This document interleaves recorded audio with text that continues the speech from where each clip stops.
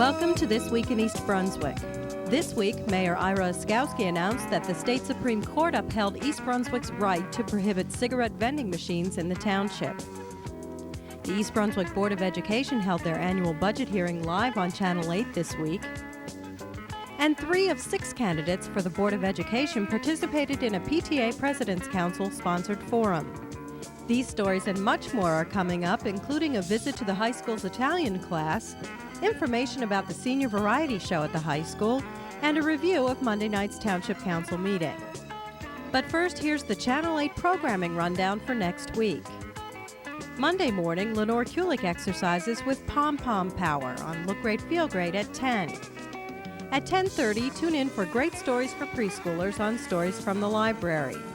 Tuesday evening, members of the EB18 committee talk travel with a representative of United Airlines on EB18 at 7 o'clock. At 7:30, join Phil Hill for another edition of Sports Talk. And at 8 o'clock, be sure to catch the recast of the Board of Education Candidates Forum. Wednesday on For Art's Sake, guest host Kathleen Spadafino discovers the fascinating story of pianist Anna Maria Di Bottazzi. That's at 7:30. At 8 o'clock, find out what's in store for the summer season of Plays in the Park on the Arts. Thursday brings another edition of This Week in East Brunswick at 7 and 8 o'clock. And at 7:30, learn what it's like to be a caregiver to an Alzheimer's patient on aging aspects. Tune in to the Channel 8 Community Bulletin Board for the recast schedule of the School Board Candidates Forum and other community announcements. The New Jersey State Supreme Court agreed to uphold East Brunswick's ban on cigarette vending machines.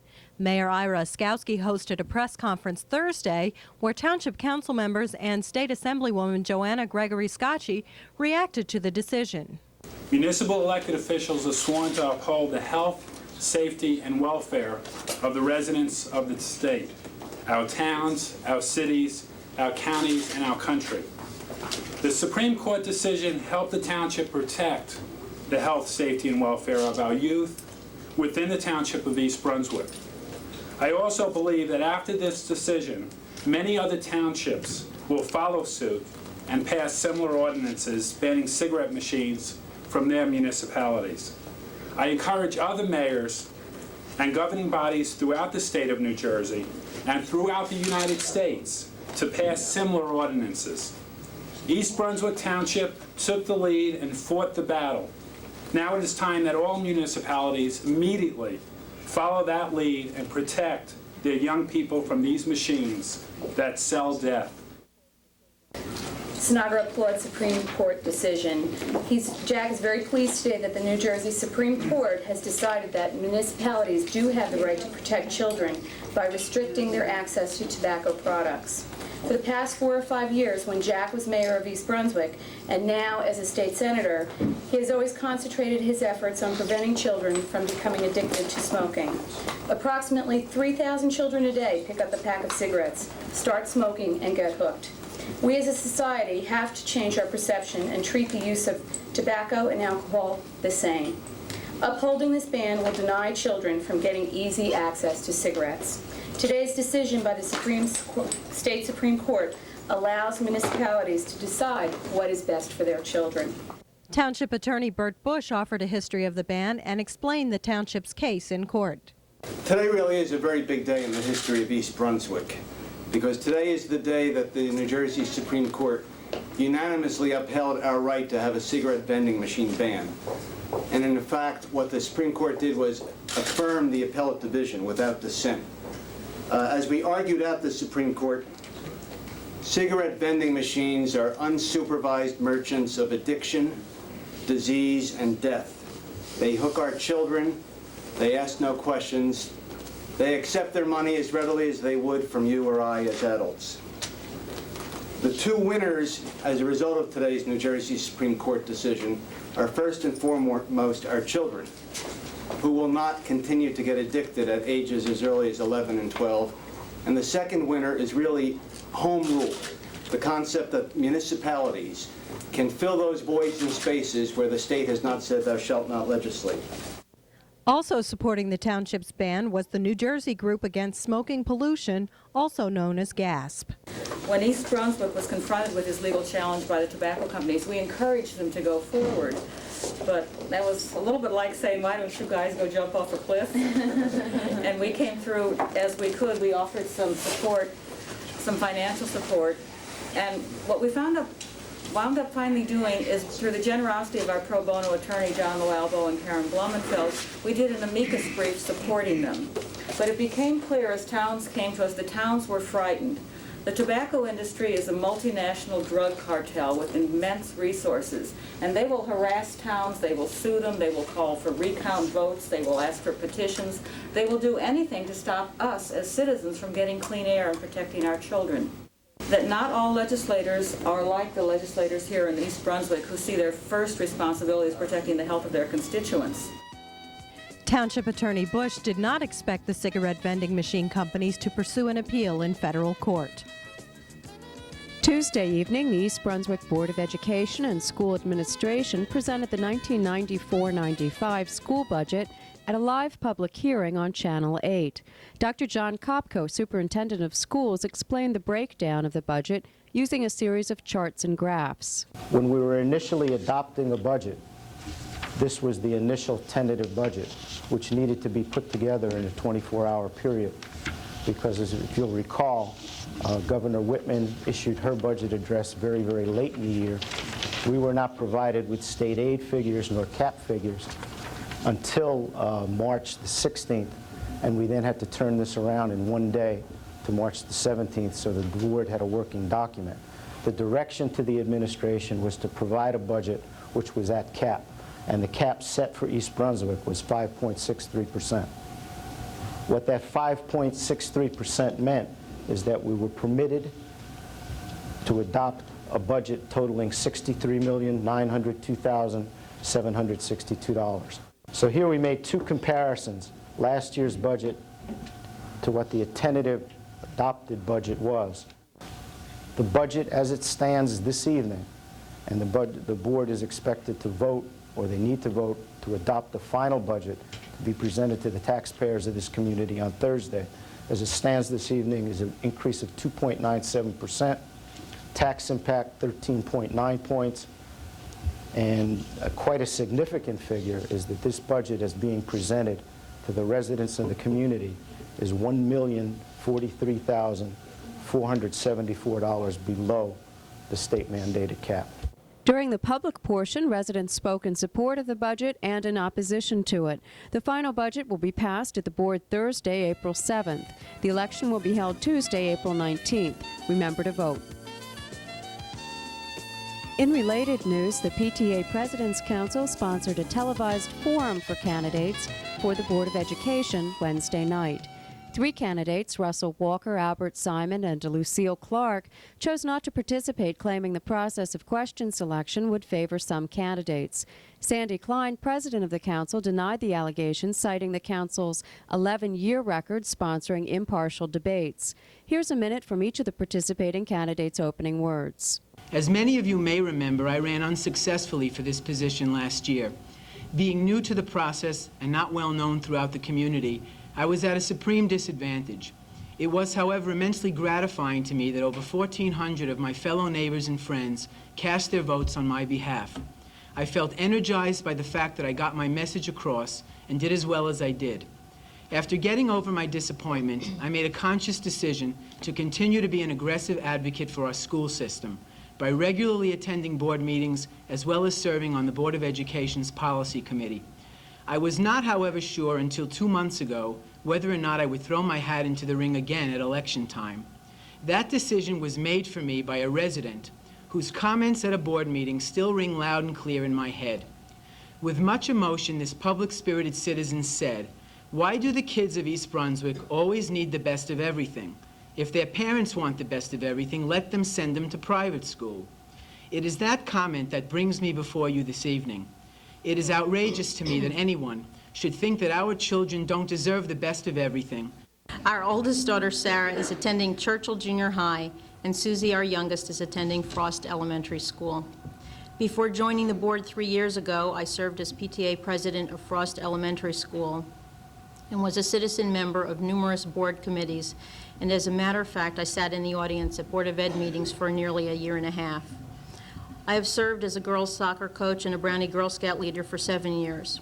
At the present time, I am employed as the business director for the New Jersey Dance Theater Guild, a New Jersey ballet company.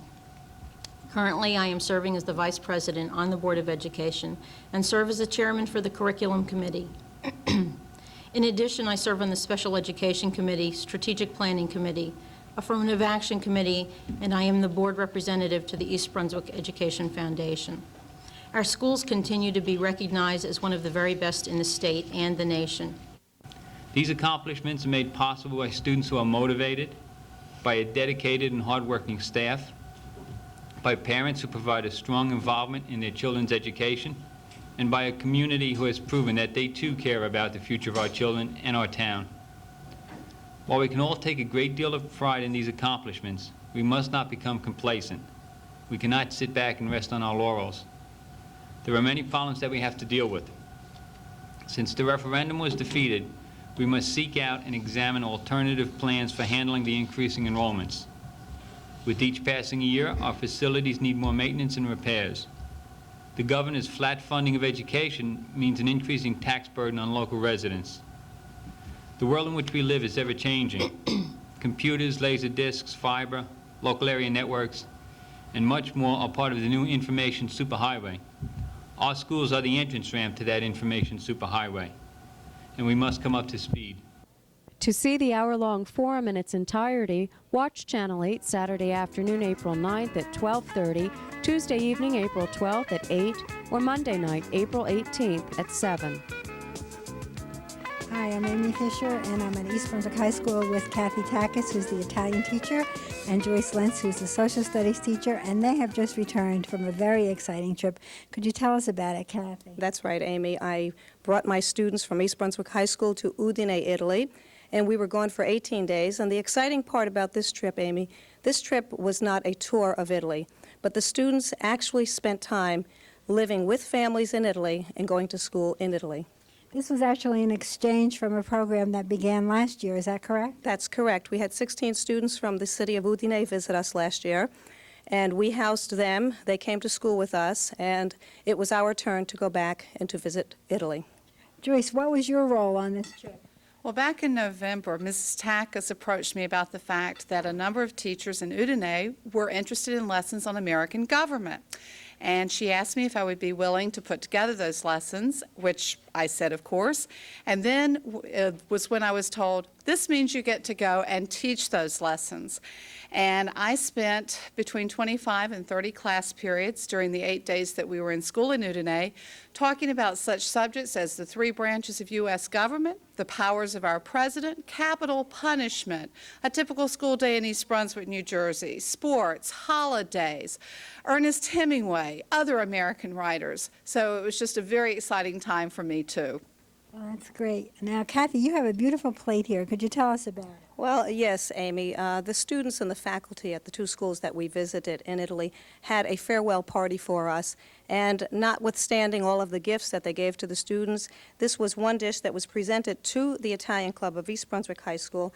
And if you don't mind, Amy, I'd like to read what it says here. You can see the names of the 2 schools on the top of the dish, and in Italian it says, "A remembrance of this moment of friendship that has united our cities, our schools, and our families." And it's dedicated at the time of the trip, Udine, Italy, 19th of March to the 4th of April, 1994.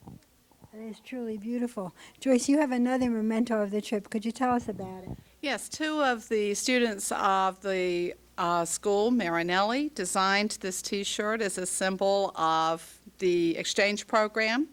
You see the names of the 2 schools that we were guests of, the Zenon and the Marinelli, and then the bear in the center with his tie labeled EBHS for our own mascot, the bear, and the American flag on his hat.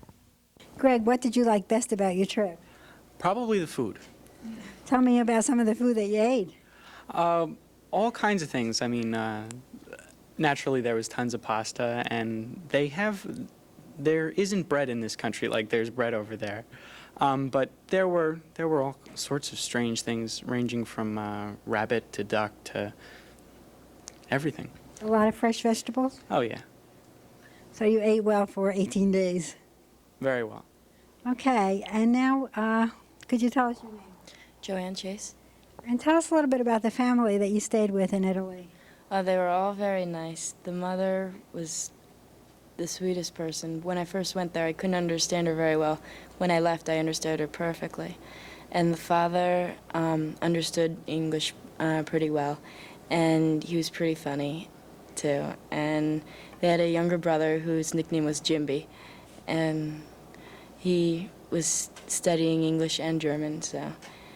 And Chiara, my host, they were all just great. And she was a student at one of your host schools? Yes, Liceo Scientifico G. Marinelli, like this. This is a shirt for it. And could you tell us your name? Danielle D. Simon. Danielle, what did you like best about your trip?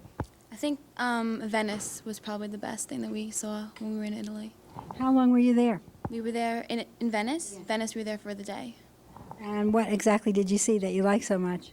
I loved the canals and the gondolas. Those were very, very pretty. And I liked how they went in and out of the whole city. It was beautiful, absolutely beautiful. Did you get to many museums? In Venice, no, we visited churches, mostly. Very old churches. And now we have one more person to speak with, and what is your name? Marianne Perino.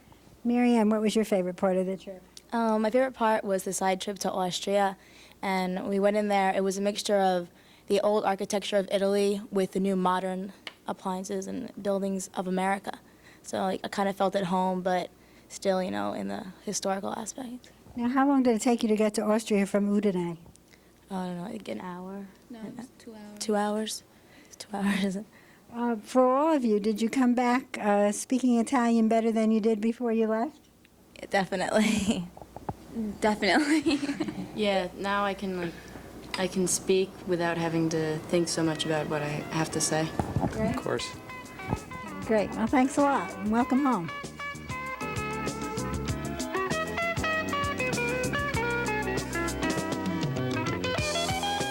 Hi, I'm Carly Anton and Adam Neary of Teen TV. No, I'm Carly Anton and this is Adam Neary, and we're both from Teen TV. And we're here to tell you about something really important. Do you want to talk? Yeah. Okay. On April 14th, 15th, and 16th, the senior class... We'll be putting on the Senior Variety Show. Now, that's not old people. That's the senior class of 1994. It'll be singing and dancing and music, and it'll be all happy stuff, but we need you there for money. The tickets are $5. The show will start at 7:30. Since I have nothing else better to say because Carly said everything else, we just want to tell you the dates are April 14th, 15th, and 16th. At 7:30. That's starts at 7:30. Thank you, Carly. And the tickets So be there, because otherwise we won't have any money to go to the prom with. Hi, I'm Patty Sullivan. For This Week in East Brunswick, I'm interviewing Kathleen Enns, the new director for the Day Care Center for East Brunswick. Hi, Kathleen. Hi, Patty.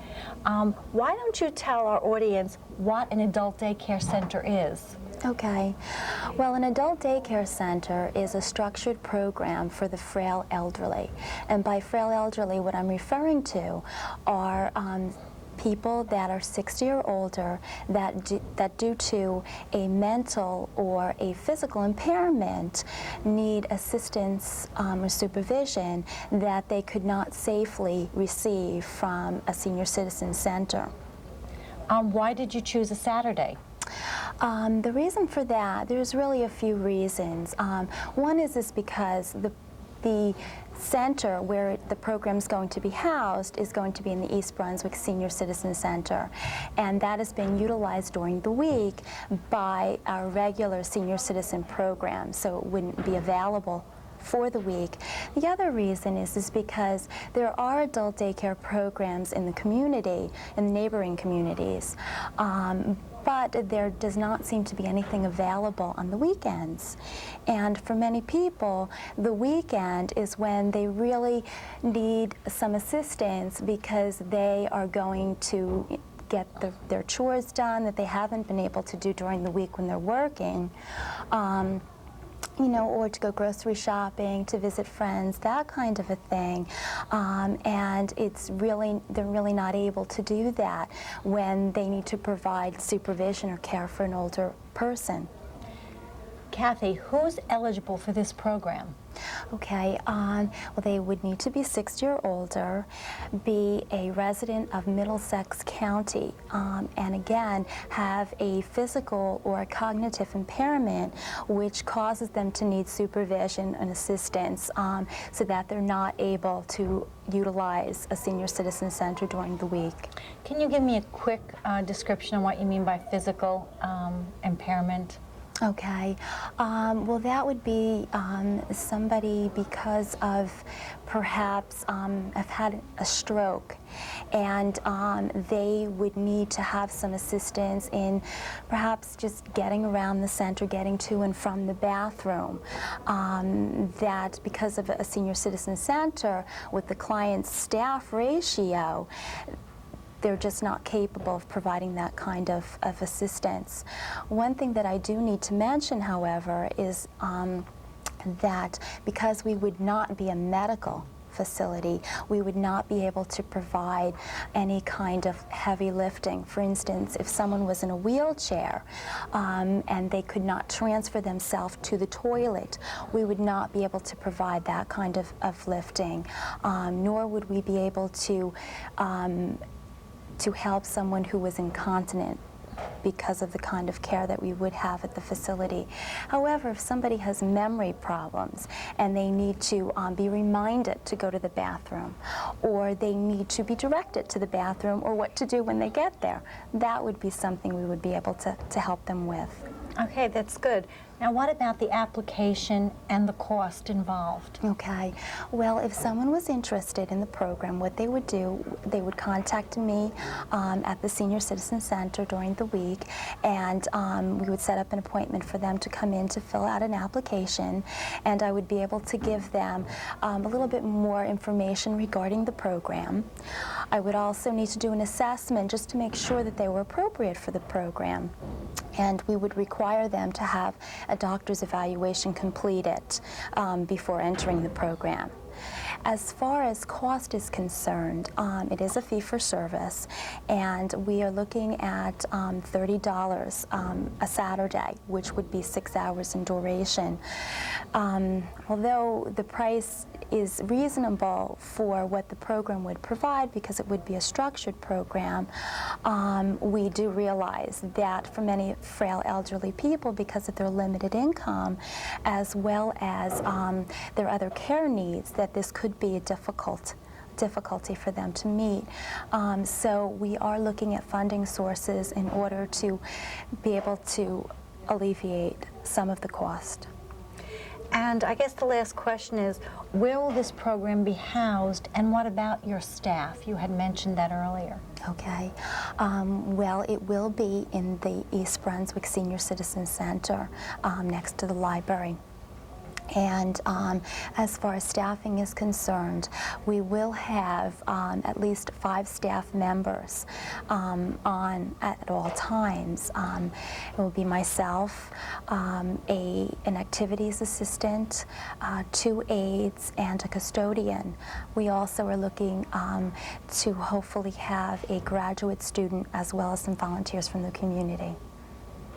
Wow.